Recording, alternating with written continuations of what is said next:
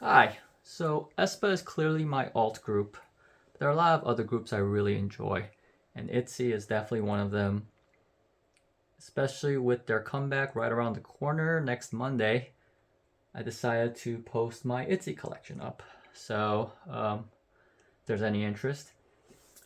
So Itzy, I kind of started following them around the Crazy in Love. The local music video I found was really fun, and then I looked at their back catalog. So really enjoy the members, and I started following them. Now, they're a little tricky. They have 5 members, and the portfolio that I prefer, has 16 slots. But I try to do a couple of different ways.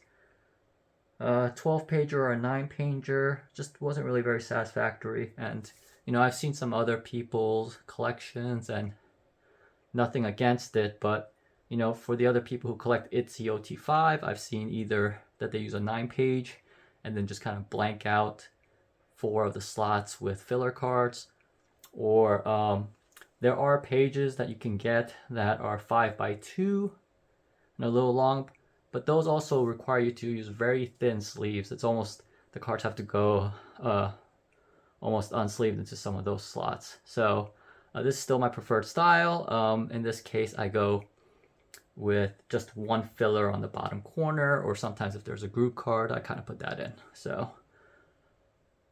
starting out with the Icy era, I focused a lot on the album cards. The thing with a lot of the POBs for Itzy, they do a lot of them. Crazy in Love had a lot, and it's just been continuing on. So it's really hard to do all the POBs, and I didn't even want to try to chase all the ones from the previous eras or even Crazy in Love, because by that point I really wasn't collecting them en masse. But I started with the album cards, so that's at least something that I know is complete, is the album cards for OT5. They've always just been really fun, really good photo cards, and huge in there with all the fun hair colors throughout. Then Itzy always does a lot of unit cards. The way they're paired up, if you have 10 unit cards, you can do one pairing of each of them. So they do that quite a bit. And then went right into the Not Shy era, which that's probably one of my favorite songs, is Not Shy. It's really great.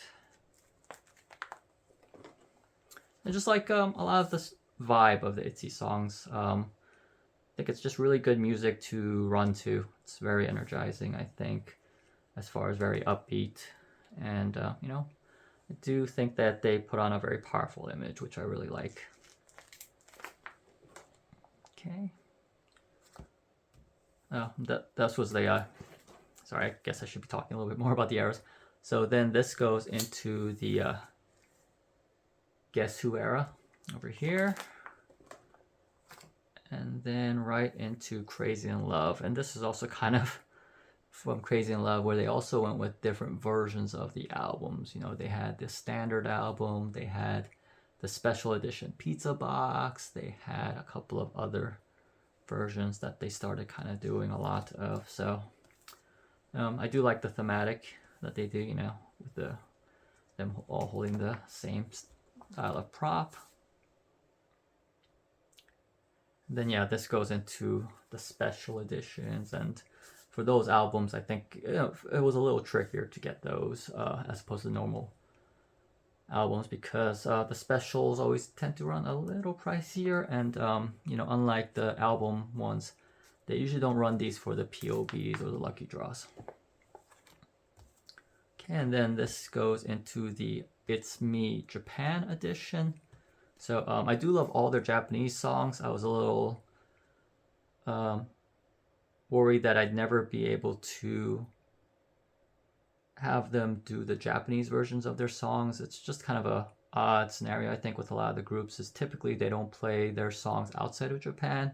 I hear there's some weird copyright laws or something like that as far as who owns the music. But that is why I tuned into, when they did their world tour, they did the V Live or something, Beyond Live, for the Japan show, and I got to see some of their Japanese songs.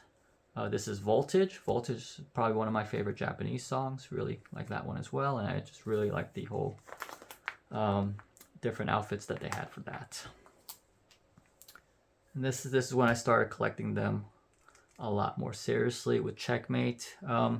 Fortunately, you know, they're met with some Doom posters, and a lot of them like to say that, you know, they were disappointed with Sneaker, but I really enjoy the song. I don't know. It's the whole song was about defying expectations, and maybe some people felt like they got a little bait and switch with the concept, but I thought it was very good.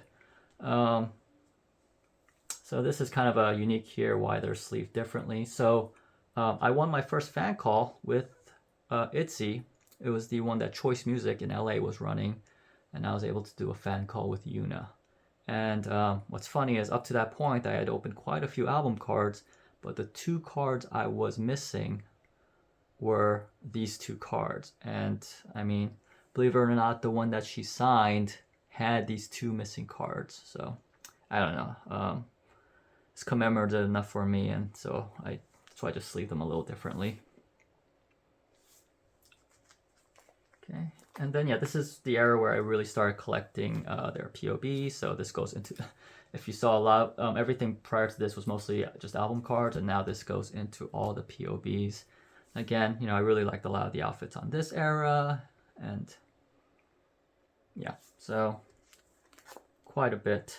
There's still some missing ones. I joined some group orders for some Chinese cards that have either been long delayed, or I might not be getting them from some of the group order managers that I've joined. And that's just kind of, you know, when I started out, I didn't have as many reliable group order managers. I just kind of joined group orders as I could, and you know, most of them panned out, but they didn't all pan out. So yeah, just goes to show the extensive cards that Itzy goes through, especially a lot of the lucky draws.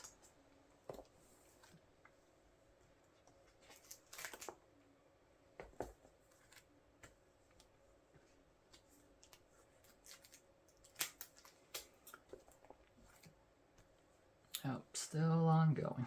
So there's one set of cards that I'm still really hoping to get. It's the ones where they're holding their Witsy figures, even though actually it seems recently the Witsy figures have gone. It's always been kind of an odd situation because it was done through Line Friends like they do with BTS, but they were only available in Japan, so it's just kind of an odd way to procure them in general. I had to find a proxy in Japan to even get the figures, and then they released a teaser video a few weeks ago that looks like they've moved on to different figures, and I've read they might have no longer have the license for the Witsies. So still, you know, I'll have the Photocard to commemorate them.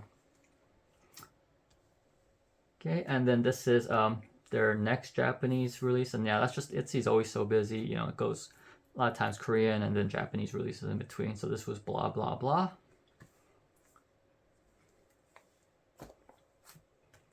And yeah, I really like how they, a lot of Japanese cards, you know, they kind of follow this theme here. It's rock, paper, scissors. So I placed them in that order.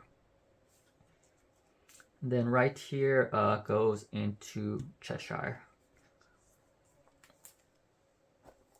which again, I was collecting quite extensively.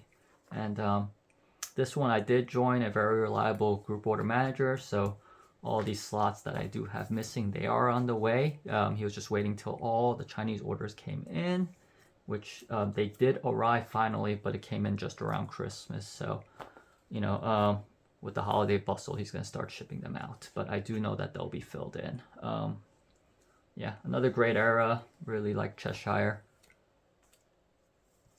But again, just really shows the extensive POBs that they go through. I especially love the angel theme that they went with Cheshire. Also, this outfit was one of my favorites, and when they performed in LA, I was really happy I was able to go to that concert. And this was the outfit they wore for Boys Like You. And then yeah, the angel outfits, definitely great. Then Year of the Rabbit, so they kind of went with that theme as well. I'm kind of looking forward to the different Year of the Dragon photo cards that will come out this year. But yeah, just always very stunning. Just do love Itzy so much. Okay. And then yeah, they ran a lot of lucky draws, but a lot of the lucky draws they ran were pretty unique as far as outfits. You know, it's a little interesting when they do something, switch it up. This especially, this lucky draw, I appreciated. So when each of them had their birthdays that year and they did their birthday video, these were the outfits they wore. So for them to gather those and put them out as one lucky draw, I thought that was a very nice treat for the fans. So I was really happy to get this set. And you know, whenever you get a photo card set that either, you know, they wore at an award show or something like that, I'm always a big fan. They always go to some Christmas themed cards, so I thought that was really funny there, and the reindeer ears there. And then again, more Year of the Rabbit. I also always like more cards that involve them holding their own light sticks, or in this case, their light rings. So super cute. Then yeah, that's one of my favorites right there too, with the whole theme. So you know, this was a lucky draw set from Soundwave. That the whole set was just it's probably one of my favorite pages here on this binder.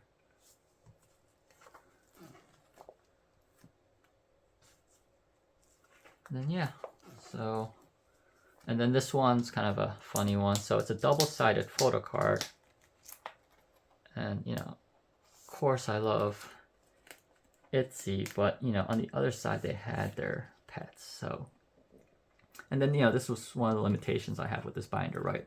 You can't see both sides, but I just figured the sacrifice is worth it to show, you know, their pets. So I think that's really cute.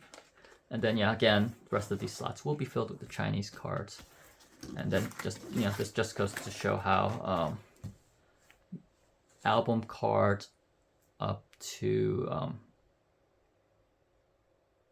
Crazy in Love, as far as the Korean releases, well, two of their Japanese releases, It's Me and Voltage.